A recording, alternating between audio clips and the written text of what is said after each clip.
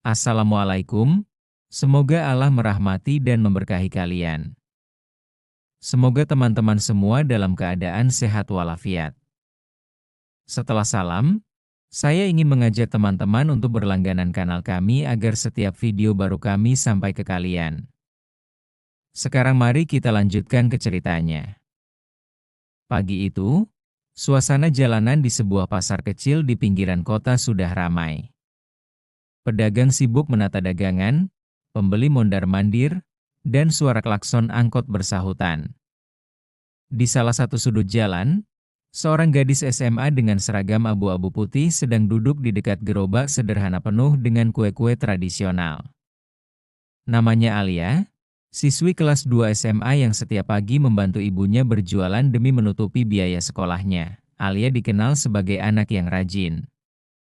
Setelah sholat subuh, ia membantu ibunya mengukus kue talam, menyiapkan risol, hingga menata onde-onde ke dalam wadah plastik. Begitu jam 6 lewat, ia sudah duduk di pinggir jalan, tersenyum pada setiap orang yang lewat sambil menawarkan, "Silakan, kuenya masih hangat, Bu." "Pak, murah saja." Namun di balik senyumnya, Alia menyimpan rasa lelah. Uang dari jualan kue itu bukan hanya untuk sekolah, tapi juga untuk membantu pengobatan adiknya yang sakit-sakitan. Siang itu, ketika pasar semakin padat, datanglah beberapa oknum polisi dengan wajah garang. Mereka memang dikenal sering merazia pedagang kecil dengan alasan penertiban. Banyak pedagang gemetar setiap kali melihat rombongan itu, karena bukan hanya barang dagangan yang sering disita, tapi juga ada permintaan uang agar mereka dibiarkan berdagang. Alia yang baru pertama kali menghadapi situasi itu, hanya bisa menatap dengan bingung saat salah satu polisi bertubuh besar menghampirinya. Dengan suara lantang, ia berkata, "Hei, siapa yang suruh jualan di sini? Ini trotoar umum. Cepat angkat barangmu." Alia berdiri pelan, mencoba tetap sopan. "Maaf, Pak, saya hanya bantu ibu saya. Kami cuma sebentar, biasanya jam 10 sudah habis dagangan." Polisi itu mendengus, lalu menendang salah satu kotak kue hingga jatuh berhamburan di tanah. Onde-onde yang tadi ditata rapi kini berserakan di jalan, diinjak orang yang lalu lalang. Alia kaget dan menahan air mata, sambil buru-buru memungut kuenya. "Kalau mau tetap jualan di sini, setor dulu Rp200.000. Kalau enggak, usir sekalian," bentak polisi itu. Orang-orang yang melihat kejadian itu hanya bisa terdiam. Beberapa pedagang tua berbisik lirih, kasihan sekali anak itu, padahal dia cuma cari nafkah halal. Tapi tak seorang pun berani melawan, karena sudah tahu tabiat oknum polisi tersebut. Alia yang masih remaja, awalnya gemetar. Namun, di balik wajah polosnya, ada sesuatu yang belum diketahui banyak orang. Ia bukan sekadar siswi penjual kue biasa. Sejak beberapa bulan terakhir, ia sedang menjalani misi tersembunyi dalam rangka program pembinaan khusus. Hanya segelintir orang yang tahu, dan hari itu, rahasianya perlahan akan terungkap. Semua mata tertuju pada gadis SMA berseragam abu-abu putih yang jongkok memunguti kue-kue miliknya yang berserakan.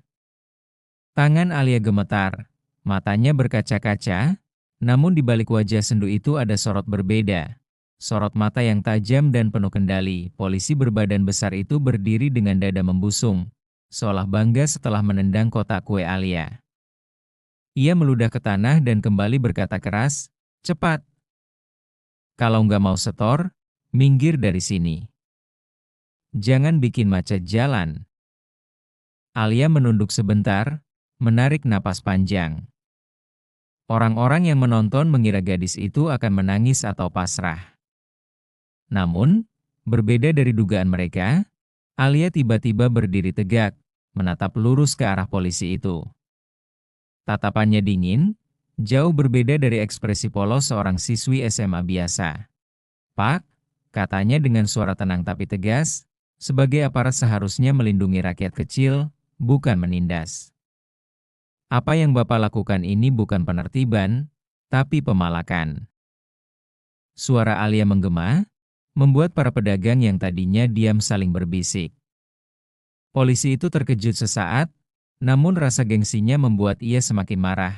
"Kurang ajar kamu, anak kecil. Berani ngatur-ngatur saya?" bentaknya, lalu mendorong bahu Alia dengan kasar, namun yang terjadi kemudian di luar dugaan.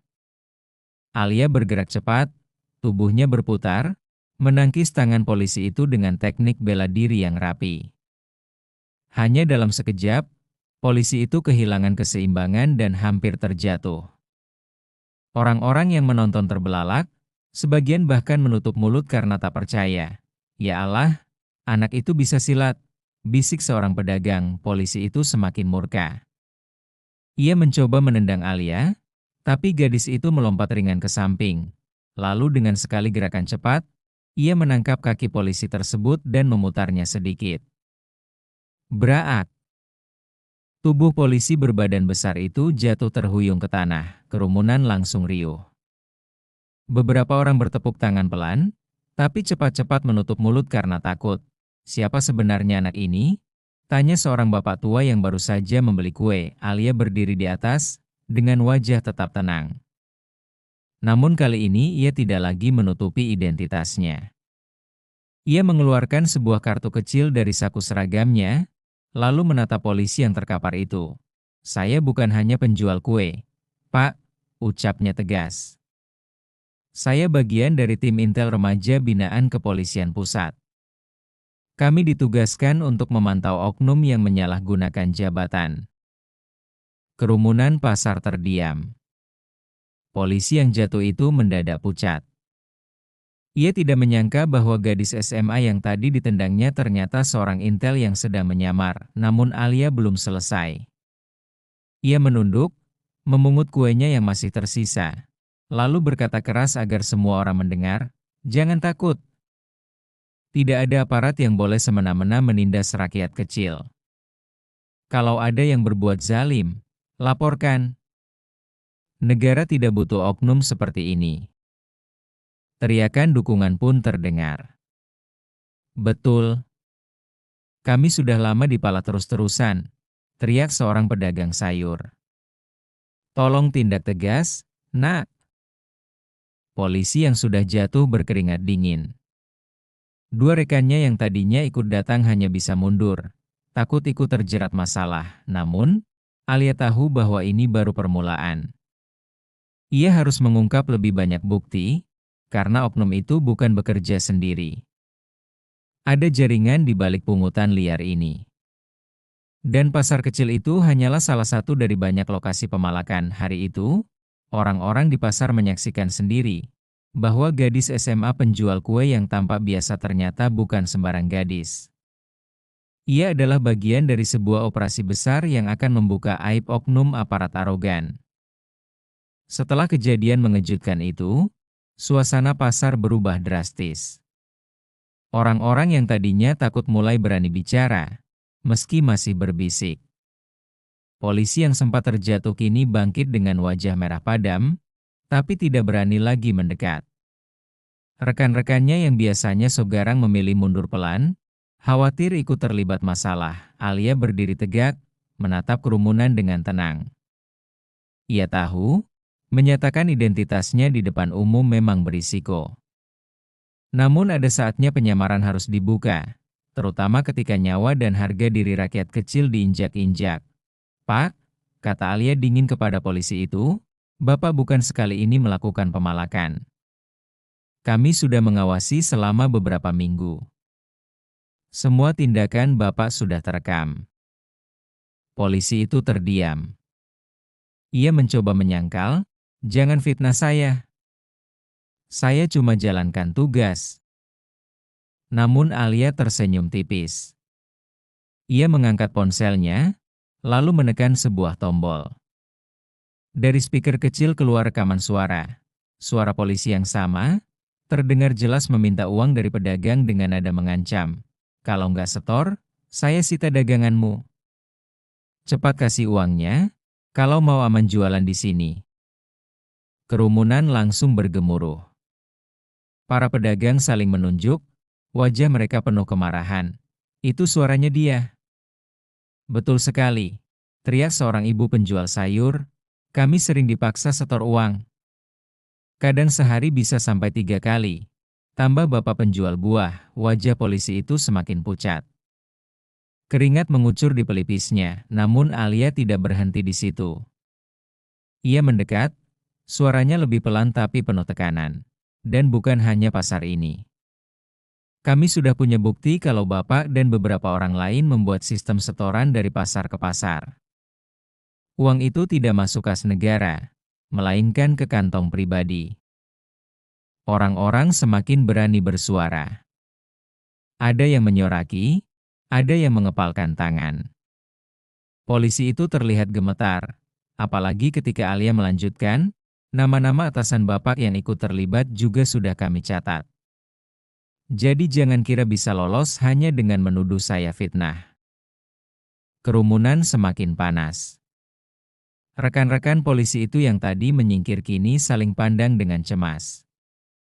Mereka sadar, Alia bukan gadis biasa, namun di tengah keributan itu, terdengar suara keras dari kejauhan. Siapa yang bikin ribut di sini? Sebuah mobil hitam berhenti mendadak di dekat pasar. Dari dalamnya turun seorang pria berperawakan besar, berpakaian preman namun jelas-jelas masih aparat. Dialah Kompol S, sosok yang selama ini disebut-sebut sebagai bos besar dalam jaringan pemalakan di wilayah tersebut. Orang-orang langsung terdiam. Wajah mereka berubah ngeri, karena Kompol S terkenal bengis. Banyak pedagang yang pernah mencoba melawan, akhirnya dipenjara dengan tuduhan palsu. Alia menatap pria itu tanpa gentar. Dalam hati ia tahu, inilah momen penting dari misinya. Kompol S melirik anak buahnya yang masih gemetar, lalu menatap Alia dengan tatapan tajam. Jadi ini kamu yang bikin ribut? Anak ingusan berani sok jadi pahlawan, katanya sambil berjalan mendekat. Alia tidak mundur. Ia menggenggam ponselnya lebih erat. Bukan saya yang bikin ribut, Pak. Justru Bapak dan anak buah Bapak yang sudah lama meresahkan masyarakat. Semua bukti sudah saya pegang. Dan kalau Bapak pikir saya sendirian, tiba-tiba dari kejauhan, beberapa orang berpakaian sipil muncul satu persatu. Ada yang menyamar sebagai pedagang, ada yang berpura-pura jadi pembeli. Mereka semua bergerak mendekat, lalu mengelilingi pasar dengan posisi siap siaga. Bapak salah besar, lanjut Alia. Tim saya sudah ada di sini sejak tadi. Kerumunan langsung terperangah. Para intel yang selama ini berbaur dengan masyarakat kini memperlihatkan diri. Ada yang mengeluarkan handy-talkie, ada yang menyorotkan kamera, merekam seluruh kejadian. Wajah Kompol S mendadak berubah tegang. Ia tidak menyangka operasi penyamarannya terbongkar oleh seorang gadis SMA yang selama ini dikiranya cuma penjual kue kecil. Namun bukannya menyerah, ia justru tersenyum miring. Berani juga kau, nak. Tapi jangan kira mudah menangkapku. Aku punya banyak orang. Dan kalau aku jatuh, banyak yang ikut jatuh. Alia menatapnya tajam. Itu justru yang kami inginkan, Pak. Semua harus terbongkar, sampai ke akar-akarnya. Pasar kembali tegang. Orang-orang menahan napas. Seakan-akan sebuah ledakan besar akan terjadi, bukan dari bom atau senjata, tapi dari benturan antara kebenaran dan kezaliman. Hari itu, Alia tahu bahwa misi penyamarannya sudah memasuki tahap paling berbahaya. Ia bukan lagi sekadar menegur oknum kasar di jalan, tapi berhadapan langsung dengan dalang besar pemalakan yang sudah lama menguasai wilayah itu.